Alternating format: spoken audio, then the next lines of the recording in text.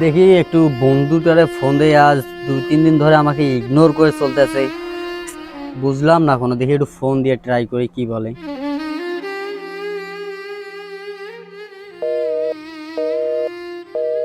নাম্বারটি ব্যস্ত আছে। The number is busy now.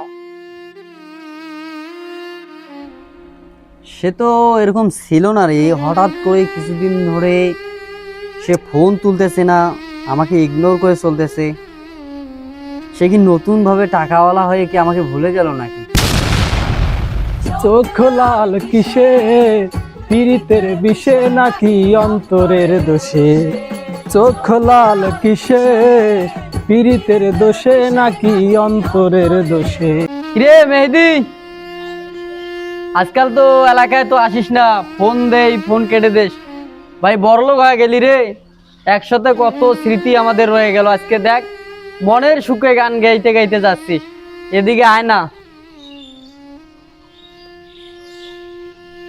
হঠাৎ বড়লোক হয়ে গেলি নাকি রে? আয় এদিকে, তোর সাথে কিছু কথা আছে। আরে বন্ধু, আরে বুঝি রে তো পালু রে, সারাদিনটা আমি খুব ব্যস্ত থাকি, নতুন বিজনেস শুরু করছি। এখন কি আর তোদের সাথে আড্ডা দেওয়ার মতো সময় আমার আছে রে? সময় নেই রে বন্ধু, আজকে তোর স্ট্যাটাস, আমাদের গরিবদের সাথে কথা বলে তোর স্ট্যাটাসে লাগবে, তোর মান সম্মান আনি হবে। তোর মনে আছে এই ছাদে বসে 1 কাপ চা আমরা দুজন ভাগ করে খাইতাম? আজকে তোর সময় নেই, আজকে তুই টাকা আলা হয়েছিস রে বন্ধু। আরে লালবাবু, অতীতের কথা কি এখন বললে চলবে রে? এখন সময় বদলে গেছে রে ভাই। এখন আমার 1 মিনিটের দাম লাখ টাকা।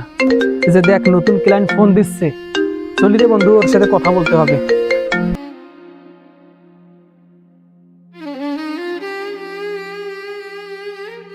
আরে বন্ধু মেহেদি, আজকে টাকা তোরে অনেক উপরে নিয়ে গেছে, কিন্তু আফসোস ওপর থেকে আমাদের মতো লোকদেরকে ছোট হয়ে দেখায়।